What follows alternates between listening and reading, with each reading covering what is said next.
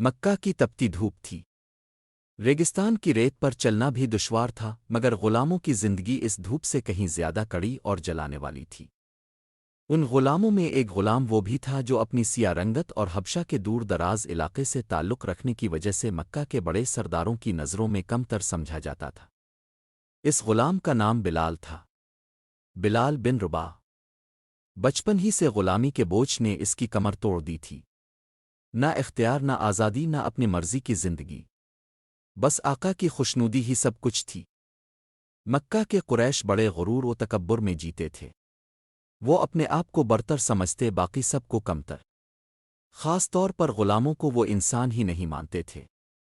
بلال کے دل میں ہمیشہ یہ سوال اٹھتا کہ کیا واقعی انسان کی عزت اس کی رنگت نسل سے جڑی ہے؟ کیا کالا انسان کبھی عزت والا نہیں ہو سکتا؟ کیا غلامی ہمیشہ کے لیے لکھی گئی ہے؟ یہ سوالات دل میں پلتے رہتے، مگر جواب کہیں سے نہ ملتا۔ اسی مکہ میں ایک ہستی موجود تھی، ایک نورانی وجود جو دنیا کے اندھیروں کو روشنی میں بدلنے والا تھا۔ اللہ کے محبوب حضرت محمد مصطفیٰ صلی اللہ علیہ وآلہ وسلم۔ اب کے سینے میں وہ راز چھپا تھا جو انسانیت کو غلامی سے نکال کر اللہ کی بندگی میں لے جانے والا تھا۔ بلال ابھی تک اس حقیقت سے ناواقف تھے۔ وہ ابو جہل جیسے سرداروں کے ظلم دیکھتے، ابو سفیان جیسے سرداروں کا غرور دیکھتے اور سوچتے کہ یہ دنیا شاید کبھی نہیں بدلے گی۔ مگر قسمت نے ان کے لیے کچھ اور لکھ رکھا تھا۔ ایک دن بلال کو اپنے مالک امیہ بن خلف کے ساتھ خانہ کعبہ کے قریب آنا پڑا۔ کعبہ کے ارد گرد قریش کے سردار بیٹھے تھے۔ ان کے درمیان ایک پرنور چہرہ بھی تھا، ایک ایسا چہرہ جس میں سکون تھا، وقار تھا اور محبت تھی۔ وہ چہرہ حضرت محمد مصطفیٰ صلی اللہ علیہ وآلہ وسلم کا تھا۔ بلال کی نظر جیسے ہی اس رخن انور پر پڑی، ان کا دل کانپ گیا۔ یہ کون ہے؟ یہ کون ہستی ہے جسے دیکھ کر دل کی وحشتیں ختم ہو جاتی ہے؟ محمد کی آواز بلند ہوئی۔ آپ کہہ رہے تھے، لوگو سنو، تم سب اللہ کی مخلوق ہو۔ نہ عرب کو عجم پر کوئی فوقیت ہے، نہ گورے کو کالے پر، سب برابر ہیں۔ برتری صرف تقوی میں ہے، اللہ کے قریب ہونے میں ہے۔ یہ الفاظ بلال کے دل کو ایسے لگے جیسے برسوں کی پیاس بجھ گئی ہو۔ انہوں نے کبھی یہ الفاظ نہیں سنے تھے۔ وہ جو ہمیشہ ذلت کے طوق پہنے رہا، وہ جو رنگت کی وجہ سے حقیر سمجھا گیا، آج پہلی بار اس کے سامنے یہ اعلان ہوا کہ اللہ کے نزدیک سب برابر ہے۔ بلال کا دل بے اختیار کھنچنے لگا۔ وہ قریب آئے، محمد کی آنکھوں میں جھانکا۔ وہاں غرور نہیں تھا، نفرت نہیں تھی، وہاں صرف محبت تھی۔ ایک ایسی محبت جو غلام کو بھی انسان سمجھتی تھی، جو کالے کو بھی سفید کے برابر رکھتی تھی۔ بلال نے دل ہی دل میں سوچا، یہ وہی ہیں جنہیں میرا دل ڈھونڈ رہا تھا۔ یہ وہی ہیں جو سچ کہتے ہیں۔ حضرت بلال کانپتی آواز میں بولے، اے محمد، کیا واقعی اللہ سب کو برابر سمجھتا ہے؟ رسول اللہ نے مسکرا کر فرمایا، ہاں بلال، اللہ کے نزدیک سب برابر ہیں۔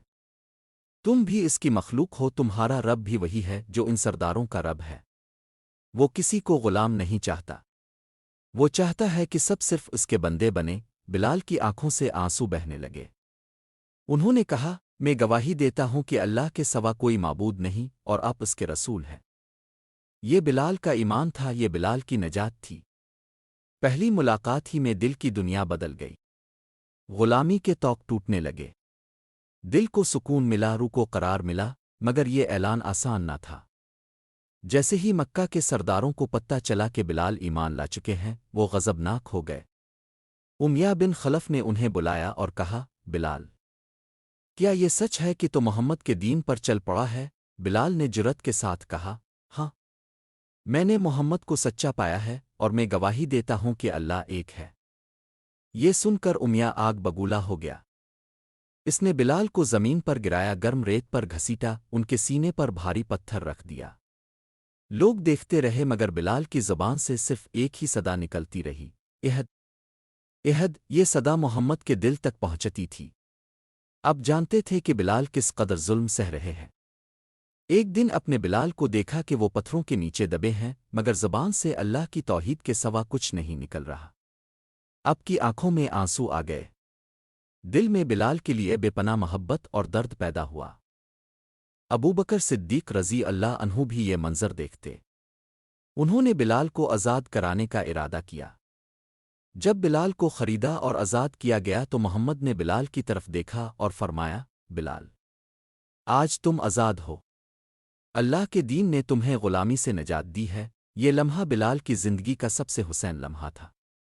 وہ غلام جو کبھی اپنے وجود کو بوجھ سمجھتا تھا، آج اللہ کے رسول کے قریب کھڑا تھا۔ وہ بلال جو ذلت میں پل رہا تھا، آج عزت کی معراج پر پہنچ گیا تھا۔ پہلی ملاقات نے بلال کی دنیا بدل دی تھی۔